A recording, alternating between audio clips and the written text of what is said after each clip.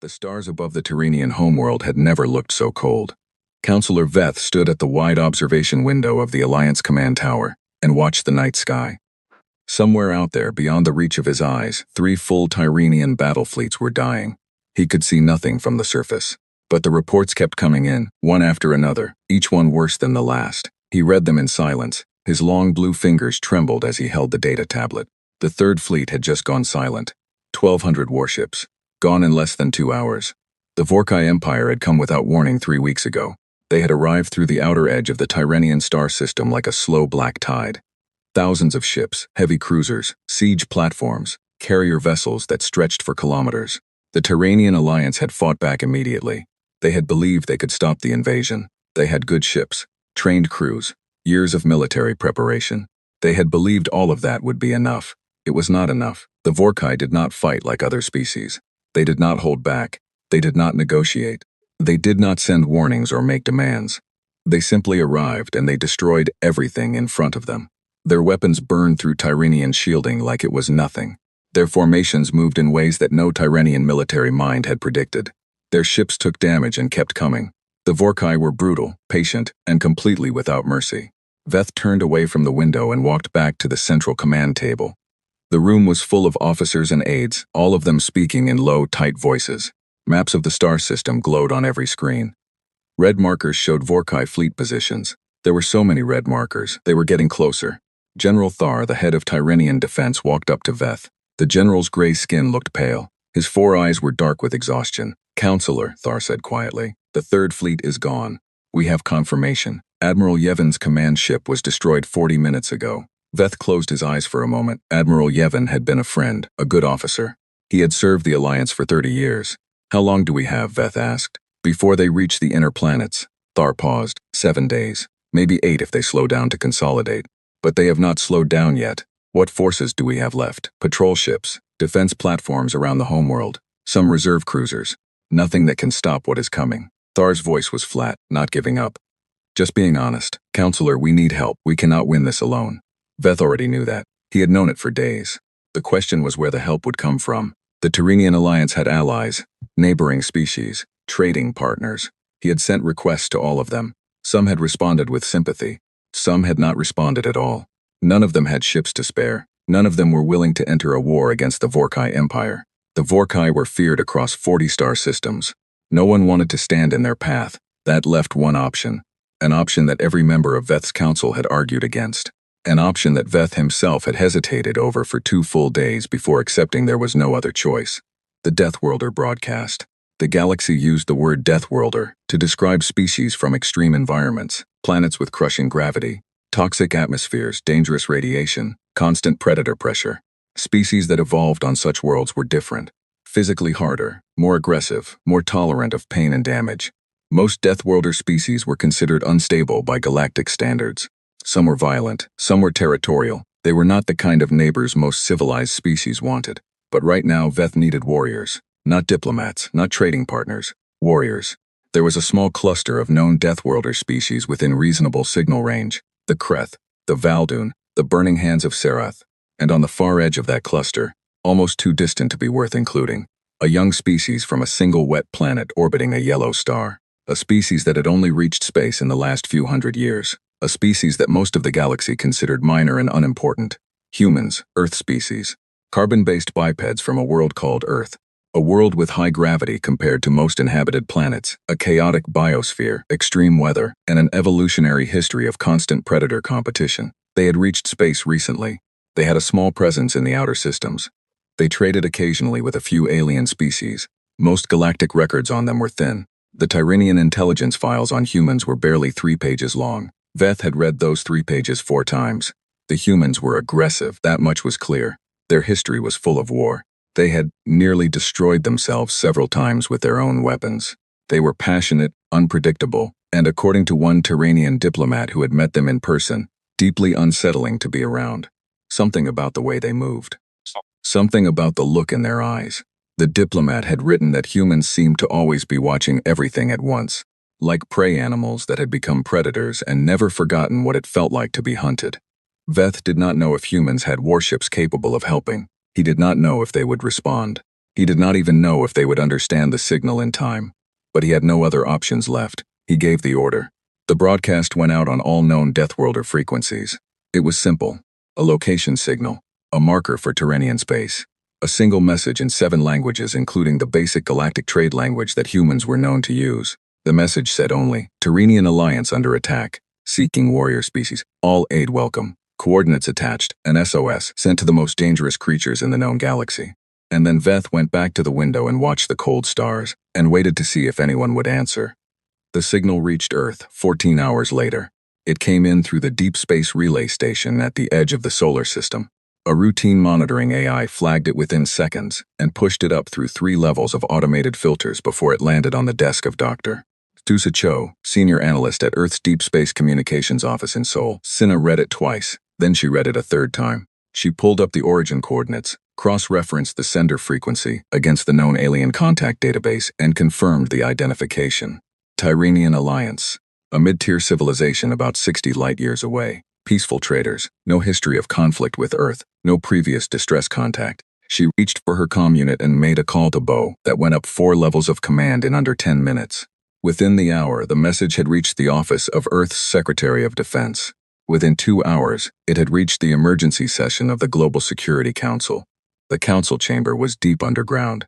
It had been built 40 years ago when humanity first confirmed that they were not alone in the galaxy, and that some of what was out there was not friendly. The room was large and round, with screens covering every wall. 23 people sat around the central table. Military commanders, intelligence directors, political leaders, the most powerful people on Earth, gathered in one place because a signal had come in from 60 light-years away, asking for help. Secretary General An Ji-won chaired the meeting. She was a small woman with sharp eyes and a reputation for making fast decisions under pressure. She had been in office for 6 years. She had been briefed on the full scope of Earth's military assets from her first day in office. She understood exactly what she was looking at. The Tyranian Alliance is being destroyed, the intelligence director said. Their battle fleets are gone. The attacking force is the Vorkai Empire. Our records on them are limited but consistent. They are an expansionist species. They have absorbed 12 other civilizations in the last 200 years. They do not take prisoners. They do not negotiate after hostilities begin. How far is Tyranian space? General Park Dae-won asked. He was the commander of Earth's strategic fleet, a large man with gray hair and very calm hands. 61 light-years, Senna said from her seat at the far end of the table. She had been brought in to brief the council directly. At standard jump drive speed, roughly 3 weeks of travel. And with our drive rows on, Jin Ji-won asked, looking at Park Dae-won. The general met her eyes, a small pause. 11 days, he said. If we push the fleet hard. Several people around the table shifted in their seats. A few exchanged glances. The number surprised them. 11 days to cover 61 light-years. That was far beyond anything in the publicly known space travel records. Because the drives Park Dae-won was talking about were not publicly known. Almost nothing about what Earth had been building for the last 30 years was publicly known.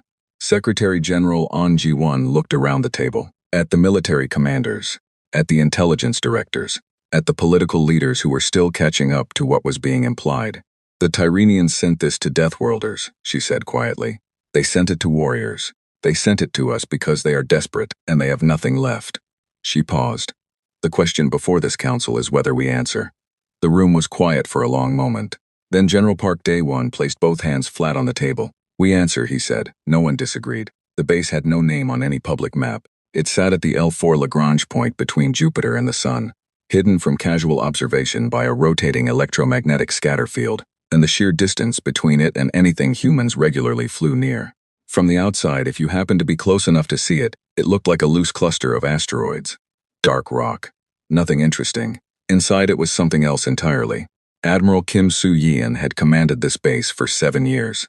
She had watched it grow from a half-finished construction yard into the most powerful military installation that humanity had ever built. She knew every corridor, every dock, every ship in the fleet by name, by configuration, by crew roster. She had overseen the final fitting of the last dreadnought herself, standing on the command bridge while engineers ran final diagnostic checks, and the crew stood in formation along the deck. She was at her desk reading a systems report when the secure transmission came through from Earth. She read it once, put it down, picked it up and read it again. Then she stood up, walked to the window of her office, and looked out at the fleet. They were docked in long rows. spread across 3 massive internal bays that had been cut into the asteroid rock over decades of slow, careful excavation. The smaller ships were near the front, destroyers and fast attack cruisers, sleek and dark, designed for speed and precision. Behind them came the heavy cruisers, broader and heavier, loaded with long-range weapons batteries and thick armor plating. And at the back of each bay, in their own separate docking arms, the dreadnoughts. There were 9 of them. Each one was over 2 kilometers long. They were not elegant ships. No one had built them to look beautiful. They were built to be unkillable and to kill things. Their hulls were layered with reactive armor that could absorb and redirect energy weapons. Their drive cores ran on a compressed fusion technology that no other species in the known galaxy had developed yet. Their weapon systems combined magnetic rail artillery, directed energy arrays, and a new class of kinetic torpedo that could track and adjust through electronic countermeasures. They carried full complements of strike craft. They had internal medical facilities, machine shops, fabrication units, and food production systems that could support their crews for over a year without resupply. They had names: Iron Resolve, Stone Sky, Burning Reach, Deep Strike, Pale Fire, Long Silencence, Red Shore, First Grief, Unmoved. Admiral Kim Soo-yeon had named them herself. She turned away from the window and activated the fleet-wide command channel. "This is Admiral Kim," she said. "All ship captains, senior staff, and department heads are to report to the main briefing hall in 1 hour. This is not a drill. We have received operational orders from the Global Security Council.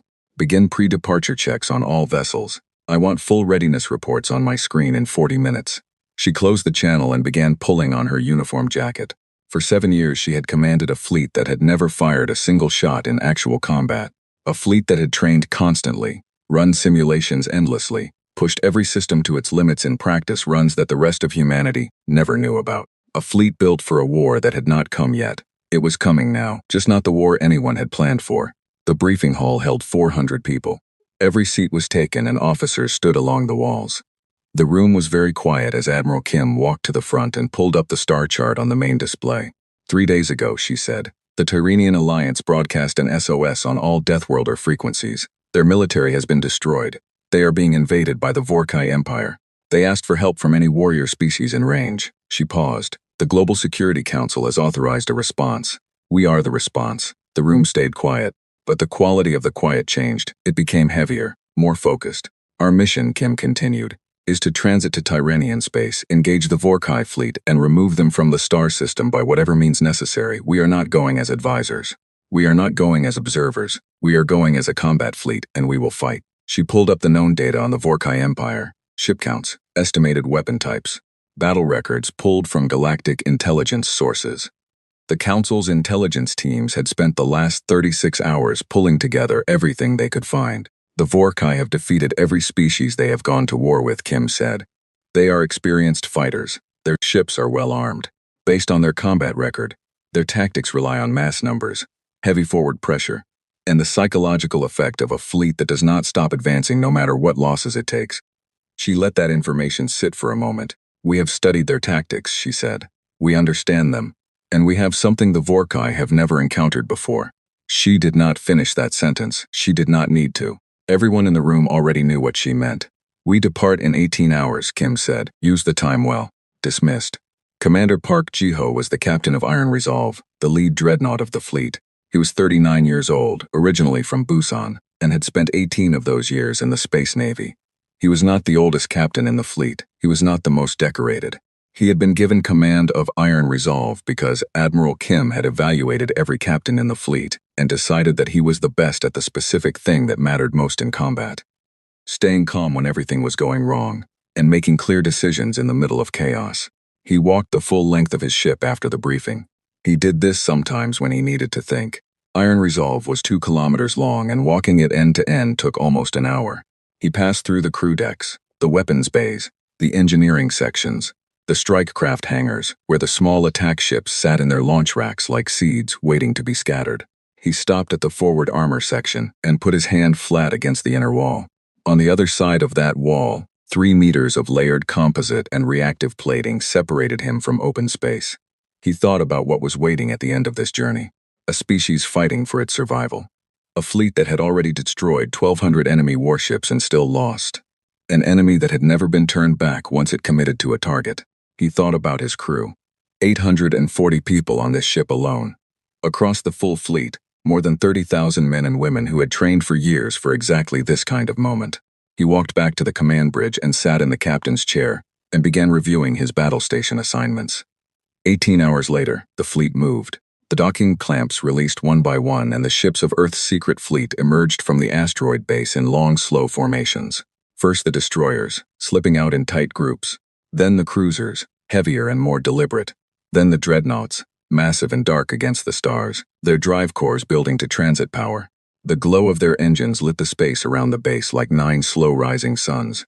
Admiral Kim watched from the bridge of her command ship, long silence as the fleet formed up around her. She counted them off the screen, all present, all ready. She thought about the Tyrrhenian counselor who had sent out that signal, reaching out to Deathworlders, reaching out to the most dangerous species they could think of, because they had run out of other options. Probably not even expecting a response. Probably hoping against hope that something scary would show up. She almost smiled. Something scary was on its way. Fleet is in formation, her navigation officer reported. All drives showing green. Ready for jump on your order, Admiral. Kim looked at the star chart. 61 light years, 11 days at maximum drive output. Somewhere at the far end of that distance, a war was going on. A species was dying, and an empire that had never been stopped was about to run into something it had never imagined existed. Jump, she said. Space folded. The fleet vanished. The stars were quiet again. And no one outside the fleet and the council knew that Earth had just sent 30,000 soldiers and 9 dreadnoughts to answer a call for help from a species most humans had never heard of. On the 9th day, Ambassador Gilveris decided to stop hoping. He had been monitoring the Deathworlder frequencies from the communication hub on the Tyrrhenian defense station orbiting the second planet. It was one of the last functioning military assets the Alliance had left. The Vorkai had not reached the inner system yet. They were still consolidating their hold on the outer planets, moving with the heavy, confident pace of a force that knew it had already won. The SOS had gone out 12 days ago. No response had come. Zelveris had not expected much from the other Deathworlder species. The Kreth had acknowledged the signal and sent back a polite message explaining they had their own territorial conflicts. The Valdoon had not responded at all. The Burning Hands of Sereth had sent a brief message asking for payment terms, which Counselor Veth had tried to negotiate, but the numbers were impossible. The Tyrrhenian treasury could not afford what they were asking. The humans had sent nothing. Zelveris understood. It was a long-range signal to an obscure young species that barely had a footprint in the galaxy. They probably had not even picked it up. Or they had picked it up and had no idea what to do with it. Or they simply did not have ships capable of making the journey in time. He was reviewing the latest defense assessments, trying to figure out if there was any configuration of what remained of the Tyrrhenian fleet that could slow the Vorkai advance even slightly. When the proximity alert went off, he looked up at the screen. His first thought was that the Vorkai had sent a forward scouting element ahead of their main fleet. The sensor returns showed a large group of objects emerging from jump space at the outer edge of the system. But the configuration was wrong. The Vorkai came in broad formations, spread wide.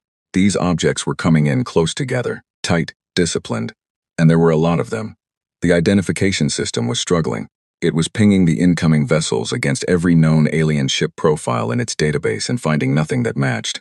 "What is that?" Zelveris said out loud.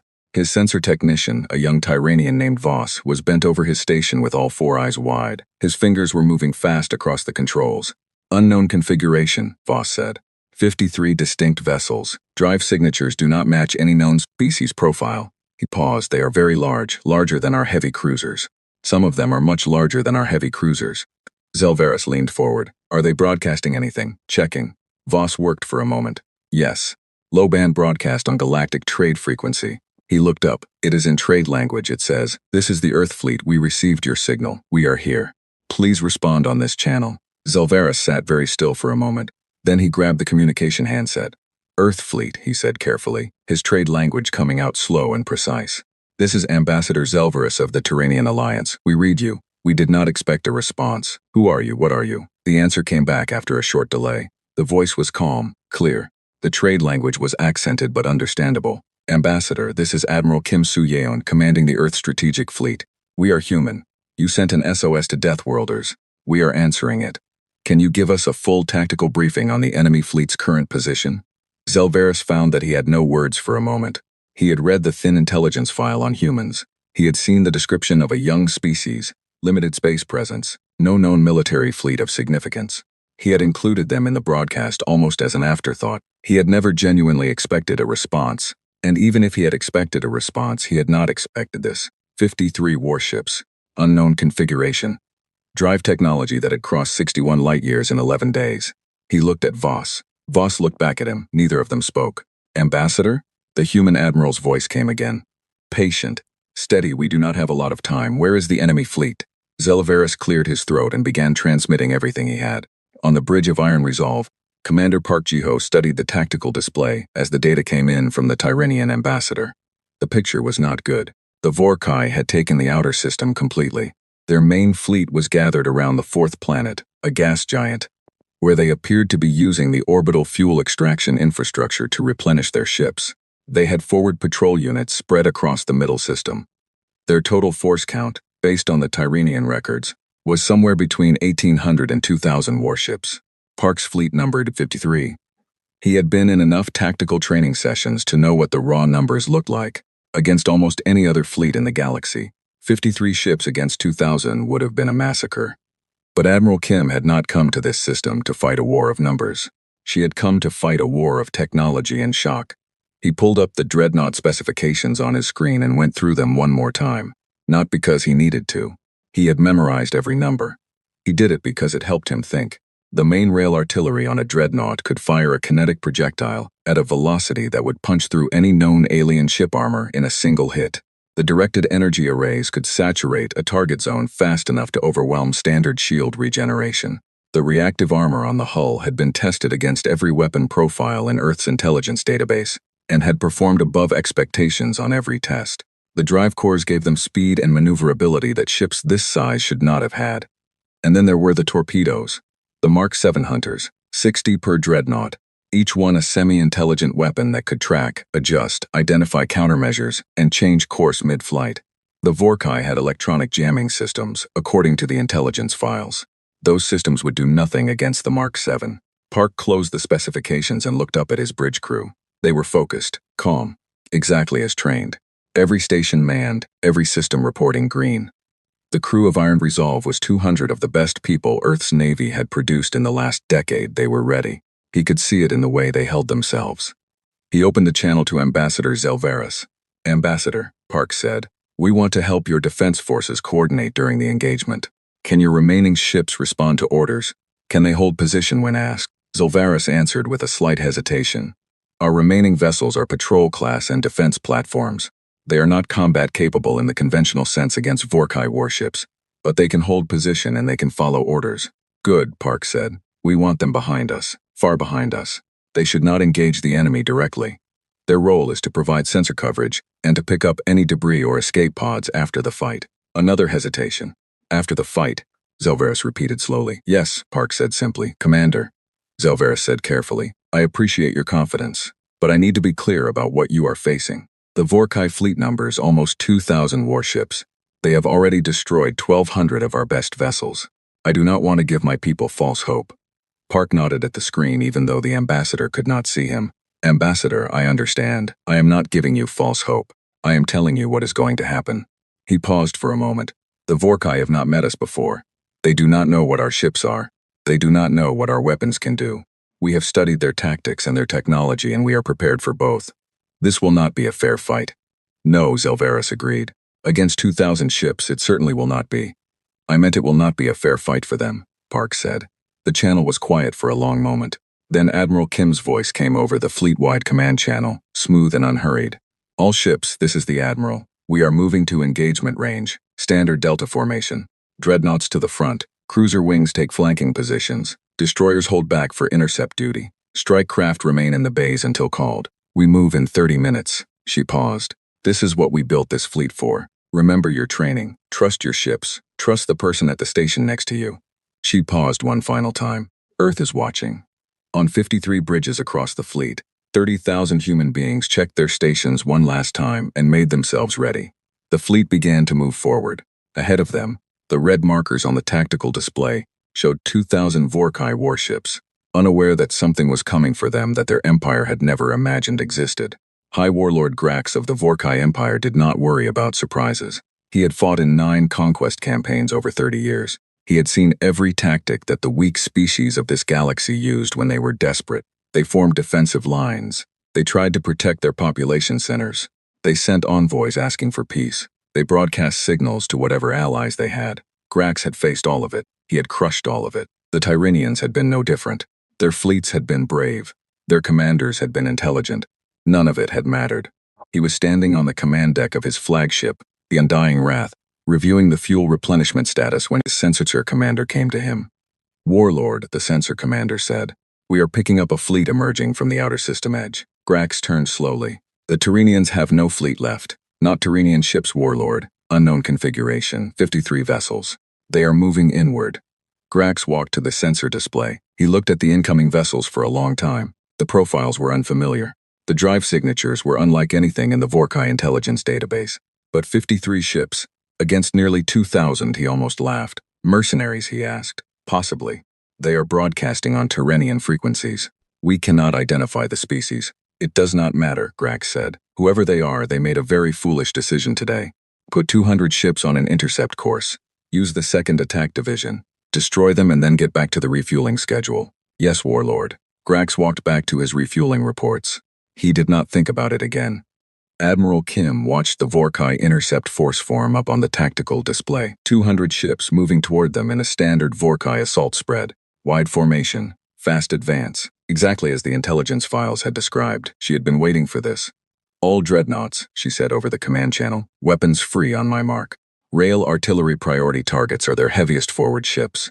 I want the first salvo in the air before they are in their own weapons range." "Confirmed," came back from 8 captains. Park Jiho was already at his weapons station, personally overseeing the targeting solution. Iron Resolve's rail artillery had a range advantage over Vorkai energy weapons. Significantly, at this distance, the Vorkai ships could not hit them yet. But Iron Resolve could already hit the Vorkai. Park had spent a lot of time thinking about the psychological dimension of the first exchange. When the Vorkai fired, they expected the enemy to take hits, begin losing shields, start pulling back. That was how alien species behaved. That was how all their opponents behaved. They were not expecting to take hits before they were in range. They were not expecting what a dreadnought round would do to one of their cruisers. "Firing solutions locked," his weapons officer reported. "All rail batteries charged and ready." Park looked at the targeting display. 9 dreadnoughts, 12 primary rail batteries per ship, each battery holding 4 rounds ready to fire. That was 432 kinetic rounds that could leave the air in the first volley, each one traveling at a significant fraction of the speed of light. He waited, watching the range counter count down. "Mark," Admiral Kim said. The firing order went out across all 9 dreadnoughts simultaneously. Iron Resolve shuddered, not violently. More like a deep vibration that ran from the bow to the stern, felt more than heard. The rail batteries discharged in controlled sequence, one after another, in overlapping chains, keeping the power draw balanced across the ship's systems. Through the forward sensors, Park watched the rounds leave on thermal tracking. Dozens of white-hot lines crossing the distance toward the Vorkai formation. The Vorkai ships were still accelerating toward them. Still 2 minutes from their own weapons range. None of them had changed course. None of them had deployed defensive countermeasures. Why would they? Nothing had ever shot at them from this distance before. The first rounds hit. A Vorkai heavy cruiser in the front rank took 3 impacts. Its hull plating was rated for sustained energy weapon fire, but it was not designed for the kind of kinetic impact a dreadnought rail battery delivered. The first round went through the forward hull like it was paper. The second punched through the drive section. The third detonated internally as the round's fragmentation core activated inside the ship. The Vorkai heavy cruiser broke apart. In 4 seconds, 7 more Vorkai ships ceased to exist. In the next 30 seconds, as the second and third volleys landed, 14 more. The front rank of the Vorkai intercept force was simply gone. The middle ranks were beginning to break formation, pulling wide. The commanders, clearly confused about what was happening and where the fire was coming from. Then the Vorkai ships finally reached firing range and opened up. The energy weapon fire that hit Iron Resolve's hull was heavy. Multiple sustained beams from a dozen ships at once. On any other vessel Park had ever seen in galactic records, that kind of concentrated fire would have stripped shields, then armor, then structural integrity within seconds. On Iron Resolve, the reactive armor system activated. The outer hull layer absorbed and redirected the first waves of energy. The secondary dispersal plating spread the thermal load. The internal shielding held the rest.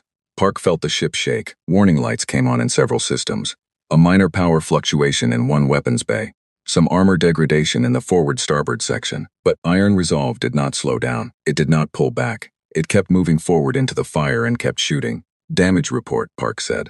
Outer armor layer at 74% forward. Secondary systems stable. All weapons fully operational. Crew casualties, 0. Park let out a slow breath. 0 casualties. He had believed in the armor specifications. But believing something on paper and watching it work in reality were two different feelings. Continue firing, he said. Target the mid-formation ships. Don't let them reorganize. Across the fleet, the same pattern was repeating. Vorkai fire was hitting the human ships hard, and the human ships were not going down. And the Vorkai ships were going down at a rate that made no logical sense to anyone on those bridges. The alien commanders were broadcasting distress calls. They were calling back to Grax for orders. They were slowing down, uncertain, their aggressive forward tactics suddenly useless against an enemy that took their hardest fire and kept coming.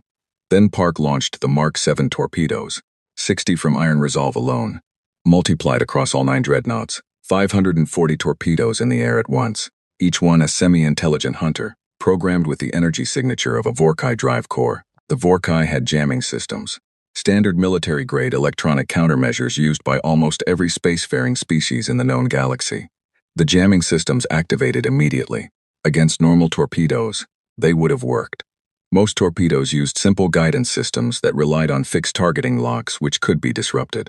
The Mark 7s did not use fixed targeting locks. They used a continuously updating threat assist system that could distinguish between a jamming signal and a real drive signature, even when they were layered on top of each other. Vorkai ECM was very good. The Mark 7 had been built specifically to defeat Vorkai-class ECM because Earth's intelligence teams had done their research carefully.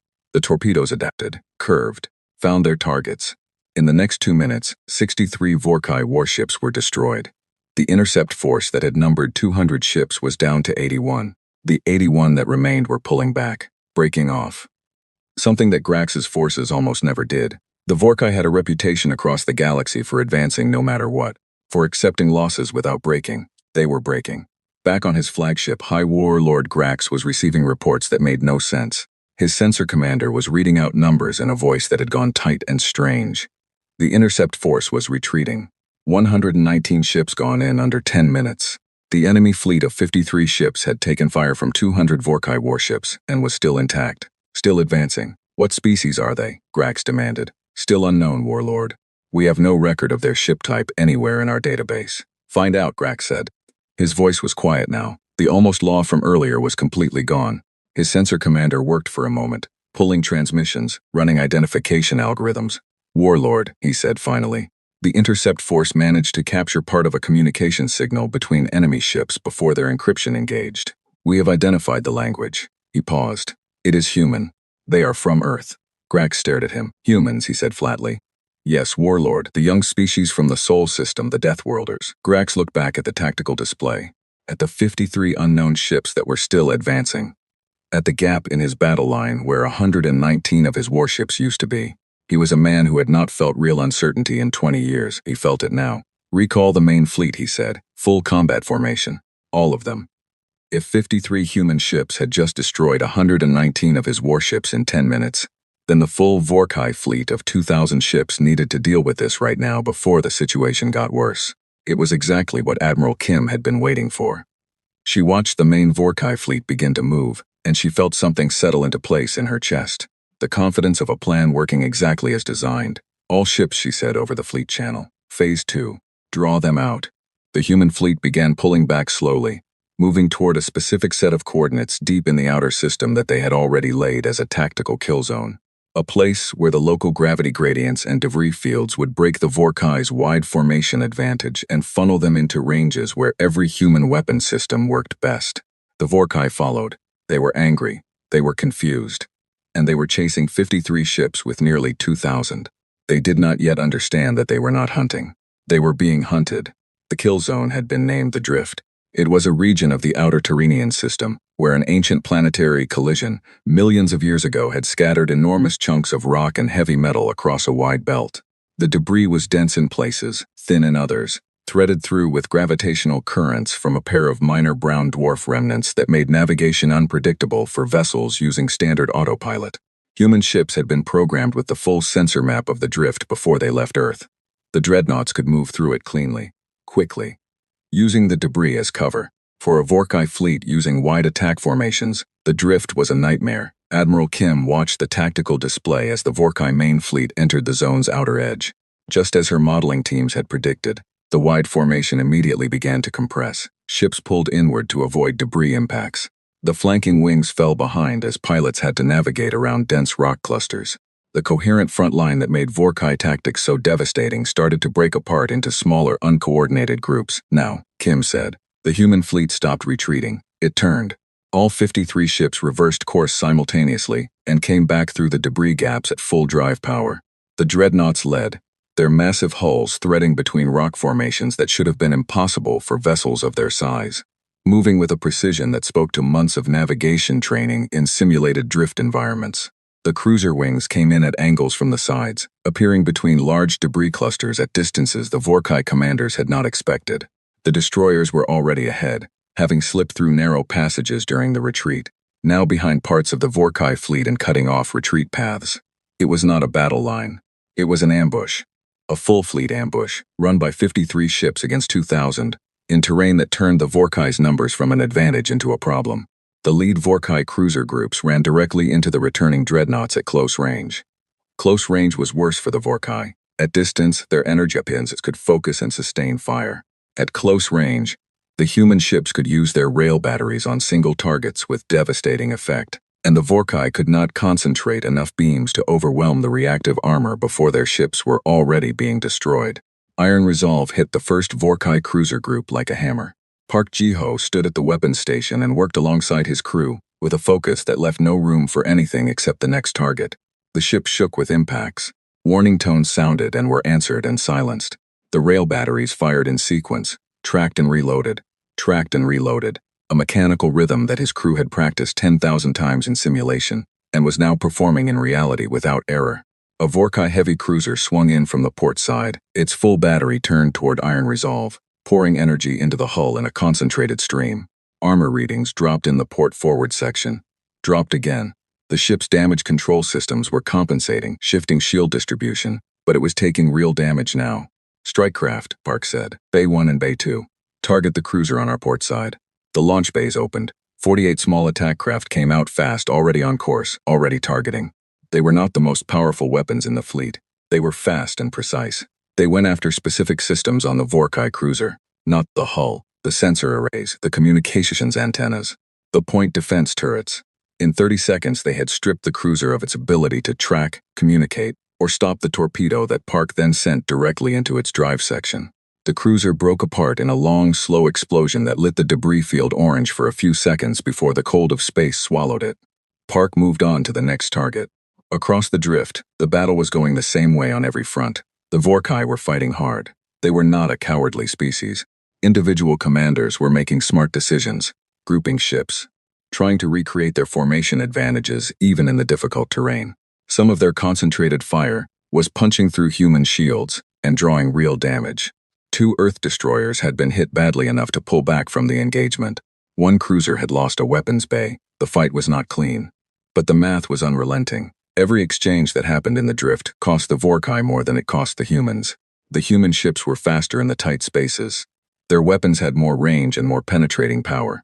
Their armor absorbed more punishment. And they had been trained for exactly this kind of fight, in exactly this kind of terrain, with exactly these enemy tactics in mind. High Warlord Grax watched his fleet die. Not all of it, not fast, but steadily. The reports from his squadron commanders were a stream of the same information in different words. We are taking losses. The enemy ships cannot be stopped. We need support. We are pulling back. He threw support at the gaps. He reorganized. He tried 3 separate tactical adjustments in the first hour of the battle in the drift. Each one intelligent. Each one the right choice against a normal opponent. Against this opponent, none of it worked. He had lost 280 ships now. The number was climbing. His commanders who had entered the drift were being cut apart in detail. The ones who had not entered the drift were being picked off by those fast destroyer-class vessels that kept reappearing from unexpected angles. And through all of it, the 9 massive human ships at the center of the fleet had not stopped. They had taken damage. He could see that on the sensor readouts. But they were still there, still fighting, still pushing his ships back. He had never seen ships that large move the way they were moving.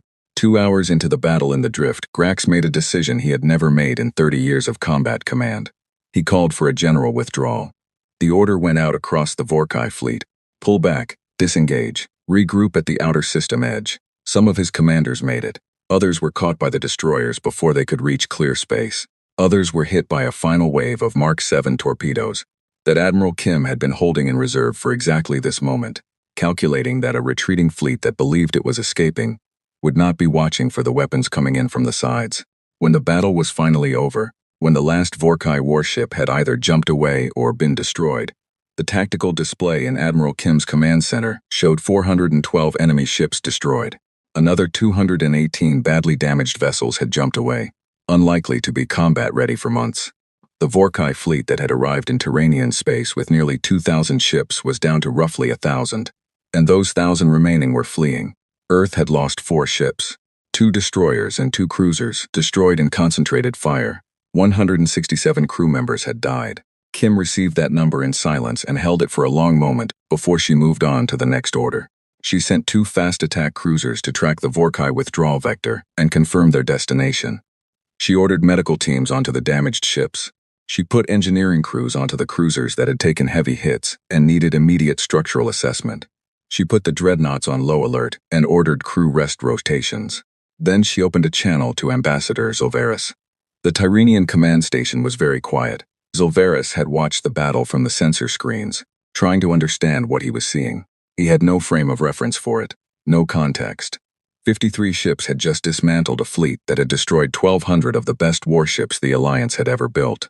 The numbers made no sense to him. The tactics made no sense. The way the human ships had moved through the debris field, the way they had taken Vorkai fire and kept coming, the way those enormous vessels had fought at close range with the precision of ships a tenth their size. He did not have words. He was still trying to find them when the human admiral's voice came over the channel. Ambassador, this is Admiral Kim. The Vorkai main fleet has withdrawn from your system. We are tracking their withdrawal vector. They are heading back toward Imperial territory. Based on the damage they have sustained, I do not believe they will return to this system in the near term. A short pause. Your planets are safe. Zilveris opened his mouth, closed it, tried again. Admiral, he said carefully, our whole fleet is gone. You had 53 ships, they had almost 2,000. Yes, Kim said. You won anyway. Yes. Zilveris looked at his sensor officer Voss, who had been standing at his station for the entire battle, and now looked like he might fall over from exhaustion and shock. Then he looked back at the communication screen. What are you? He asked, genuinely. Kim was quiet for a moment. We are human, she said. From Earth, we are a young species. Most of the galaxy does not know much about us. Another pause. We prefer it that way for the most part. But when someone asks for help, we show up. The news spread through the galaxy the way all galactic news spread. Slowly at first, then all at once. Trading ships picked up the story from Tyrrhenian communications. Diplomatic networks carried it. Intelligence services from a dozen species picked through the sensor records that the Tyrrhenian Alliance released in the weeks after the battle. The records were shocking. The data on the human ships, the weapons, the armor, the tactics, was unlike anything any species in the known galaxy had encountered before. Galactic analysts spent months reviewing it. The conclusion was always the same. Earth had hidden something.